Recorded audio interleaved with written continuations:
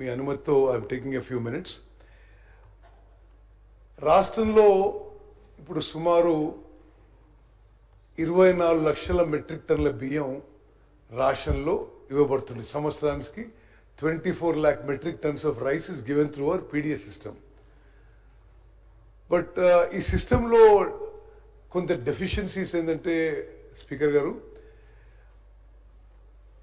చాలా ఏళ్ళ నుంచి ఈ రైసు కోర్స్ గ్రెయిన్స్ ఇవ్వడం జరుగుతుంది. అయితే ఆ కోర్స్ గ్రెయిన్స్ మీరు మెన్షన్ చేసినట్టుగా సుమారు 70 నుంచి 80% ఈ రేషన్ బియ్యము బెనిఫిషరీస్ కన్జ్యూమ్ చేయడం లేదు.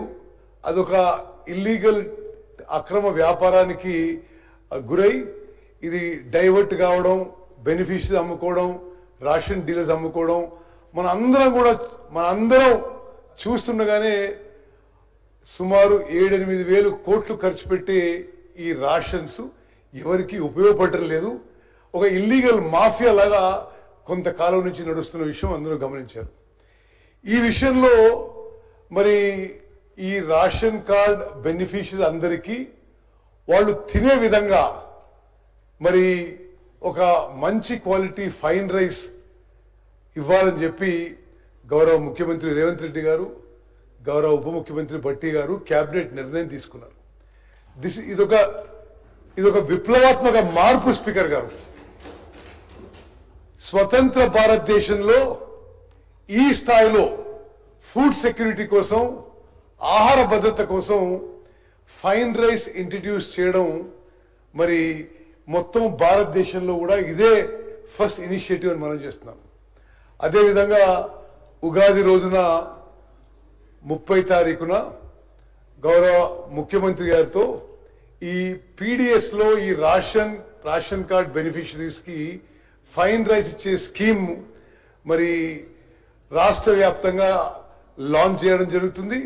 మరి మీ నియోజకవర్గాల్లో మరి ఆ విషయంలో మీరు ఇంట్రెస్ట్ తీసుకొని ఈ ప్రతి బెనిఫిషరీస్కి 6 కిలోల ఫైన్ రైస్ ఉచితంగా మన ప్రభుత్వం అనే విషయం మనం గర్వంగా చెప్పుకోవాలని చెప్పి మనం చేస్తాం.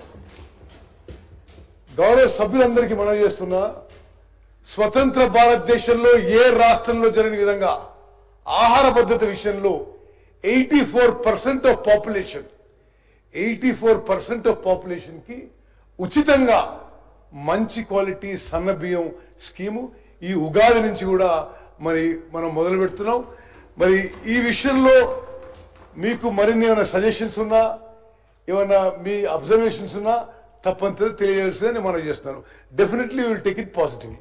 అదేవిధంగా రేషన్ కార్డు విషయంలో ఇప్పుడు రాష్ట్రంలో ఉన్నాయి సుమారు 89.8 lakh రేషన్ కార్డ్స్. మేము మొదటి విడతగా వెంటనే ఏదైతే ఎడిషనల్ మెంబర్స్ యాడ్ చేయాలనో రేషన్ కార్డ్స్కి చాలా ఏళ్ల నుంచి పెండింగ్ ఇష్యూస్ ఉన్నాయి. మరి కొత్త ఫ్యామిలీ మెంబర్స్ యాడ్ చేయాలో వాళ్ళకు కూడా మరి ఇమ్మీడియట్గా ఈ రేషన్ సిస్టంలోకి తీసుకొచ్చి వాళ్ళకు కూడా సన్నబియ్యం ఇవ్వడం జరుగుతుంది. అదేవిధంగా కొత్త రేషన్ కార్డ్ ప్రక్రియ కూడా ఇది కొంత సిస్టమాటిక్గా మెటిక్యులస్గా చేయాలనే ఉద్దేశంతో మేము ముందుకు పోతున్నాం. ఏప్రిల్ నెలలో కొత్త మెంబర్స్కి కొత్త రేషన్ కార్డు ఏదైతే ఐడెంటిఫై చేసినరో అందరికి కూడా సన్న బియ్యం ఇవ్వబడుతుంది. మీకు రేషన్ కార్డు ఫిజికల్గా రేషన్ కార్డు చేరకపోయినా మీ పేరు బెనిఫిషరీస్ లిస్ట్ వస్తే మీకు తప్పనిసరిగా ఆ రేషన్ వస్తుంది. అదేవిధంగా మేము తీసుకున్న మరి వేరే నిర్ణయాల్లో మీరు రాష్ట్రంలో ఎక్కడున్నా సరే, ఉదాహరణకి మీరు సిర్పూర్ కాగజ్ నగర్లో మీ కార్డు ఉండి మీరు హైదరాబాద్లో ఉన్న ఇక్కడ మీరు రేషన్ తీసుకునే విధంగా కూడా మేము ఫెసిలిటీ క్రియేట్ చేస్తున్నామని చెప్పి నేను మనం చేస్తాను. Speaker sir, I want to go and record in independent India ఈ విధంగా ఫుడ్ సెక్యూరిటీ, అందరికీ ఆహార భద్రత కల్పించడం, జనాభాలో 84% జనాభాకి కడుపు నిండా మంచి క్వాలిటీ ఫుడ్ గ్రెయిన్స్ ఇవ్వడం తెలంగాణ రాష్ట్రంలో మొదలు పెడుతున్న విషయం మనందరం కూడా హర్షించాలని చెప్పి నేను మనం చేస్తున్నాను. అదేవిధంగా మీరు రేషన్ డీలర్ల విషయం చెప్పారు. మరి ఈ మధ్య కాలంలో కొంత రేషన్ డీలర్ కమిషన్ పెంచడం జరిగింది. We're looking at ways and measures to improve the life of the ration dealers without significant burden on the government. వాళ్ళకి మేము ఇప్పుడు రేషన్ డీలర్లకి మీరు ఈ రేషన్తో సహా ఇతర సరుకులు అమ్ముకునే సదుపాయం కూడా కల్పించబోతున్నాం. సో దట్ మీరు అదే ఫెసిలిటీ వాడుకొని మీరు వేరే కమోడిటీస్ కూడా ట్రేడింగ్ చేసుకోవచ్చు. నేను ఇంకో పెద్ద పాలసీ డెసిషన్ కూడా అనౌన్స్ చేస్తున్నాను స్పీకర్ సార్. గౌరవ ముఖ్యమంత్రి గారి నిర్ణయం మేరకు నాకు ఎందుకు గుర్తొచ్చిందంటే డాక్టర్ హరీష్ గారు మీరు you raise this issue along with rice అతి త్వరలో ఇతర ఎసెన్షియల్ కమోడిటీస్ కూడా మొదలుపెట్టే ప్రక్రియ మరి మేము స్టార్ట్ చేయబోతున్నాం అని చెప్పి కూడా నేను మనవి చేస్తున్నాను. ఆ విషయంలో కూడా మీకు ఏమైనా సజెషన్స్ ఉంటే తప్పనిసరి ఇవ్వండి.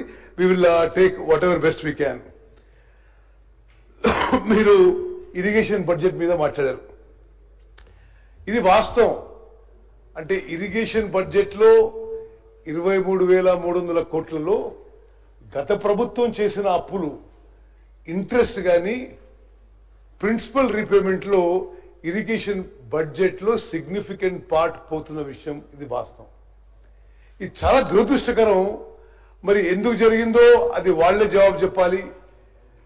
నార్మలీ ఇన్ఫ్రాస్ట్రక్చర్ ప్రాజెక్ట్స్కి ఇరిగేషన్ ప్రాజెక్ట్స్ కానీ ఇతర లాంగ్ జెస్టేషన్ ఇన్ఫ్రాస్ట్రక్చర్ ప్రాజెక్ట్స్కి ప్రభుత్వాలు సాఫ్ట్ లోన్స్, లో ఇంట్రెస్ట్ లాంగ్ టర్మ్ లోన్స్ తీసుకుంటాయి. అంటే 2%, 5% ఇంట్రెస్ట్ 30 ఏళ్ల మీద కట్టే విధంగా లోన్ తీసుకుంటాయి. గత ప్రభుత్వంలో short term loans, high interest loans తీసుకునేసరికి ప్రాజెక్టులేమో పూర్తి కాలే, వాస్తవంగా ఆయకట్ జనరేట్ కాలేదు, కానీ ఆ ఫైనాన్షియల్ బర్డెన్ రాష్ట్రం మీద పడ్డది. ఇప్పుడు ప్రతి సంవత్సరం మనం ఇరిగేషన్ లోన్స్కే ఎవ్రీ ఇయర్ మరి 13 నుంచి 14 నుంచి 15,000 కోట్లు ఇంట్రెస్ట్ అండ్ ప్రిన్సిపల్ రీపేమెంట్ కట్టాల్సి వస్తుంది. ఇది మాకు వారసత్వంగా వచ్చిన విషయం అని చెప్పి కూడా నేను మనవి చేస్తున్నాను. అదేవిధంగా మీరు ప్రాజెక్టుల విషయంలో కొంత వివక్ష జరుగుతుందేమో అని చెప్పి మీ అనుమానం వ్యక్తం చేశారు. అంటే I thought I'll finish it off because అందరూ అయిపోయారు, ఇట్ బి వెరీ లేట్. ఈ మెయిన్ ఇష్యూస్ అనుకున్నా, అది మళ్ళా జవాబు చెప్దాం తక్కువ ఇష్యూస్ వచ్చినప్పుడు. మరి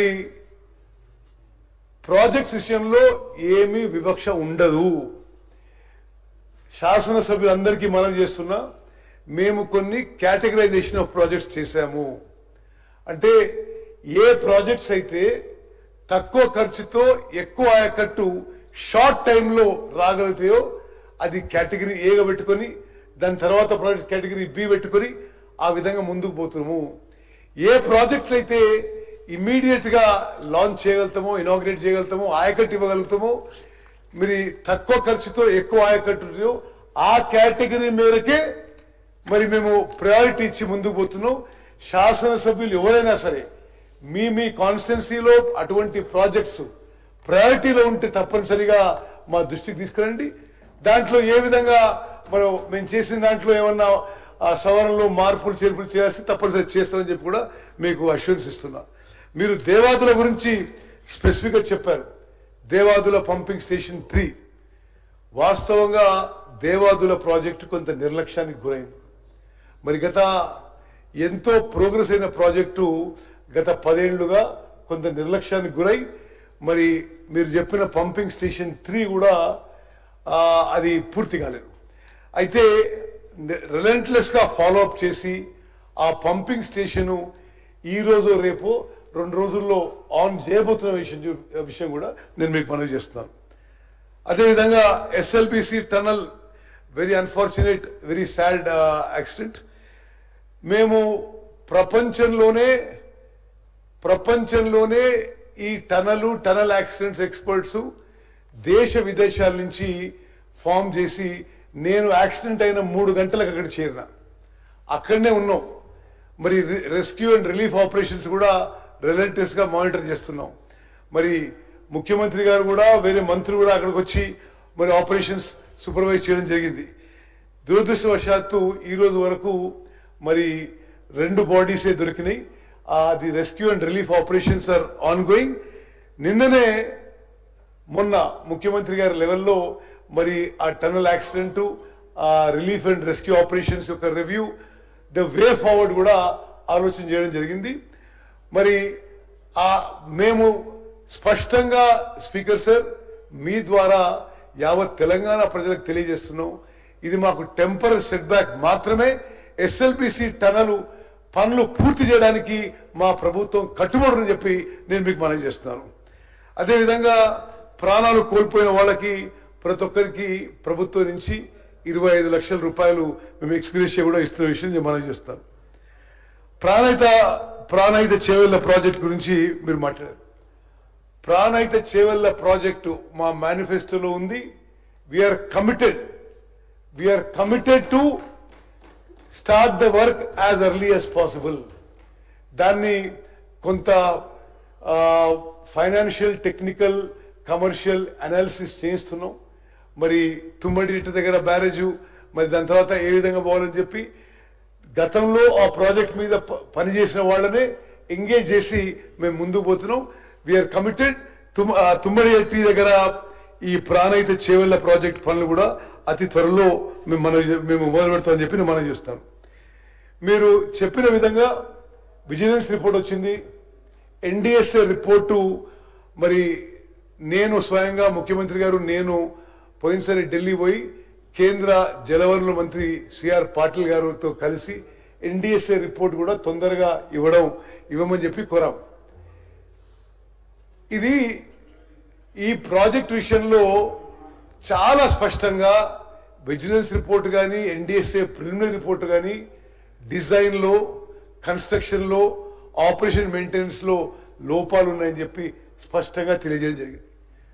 మరి అదే విధంగా అంటే ఎంత సీరియస్ ల్యాప్సెస్ జరిగినాయంటే మరి నిపుణులు, ఈ నేషనల్ డ్యామ్ సేఫ్టీ ఎక్స్పర్ట్స్ వాళ్ళు చెప్పే విషయం ప్రకారం బ్యారేజ్ డిపిఆర్ లోనేమో షీట్ పైల్ ఫౌండేషన్ వాడతామని చెప్పి డిపిఆర్ లో ఉంది.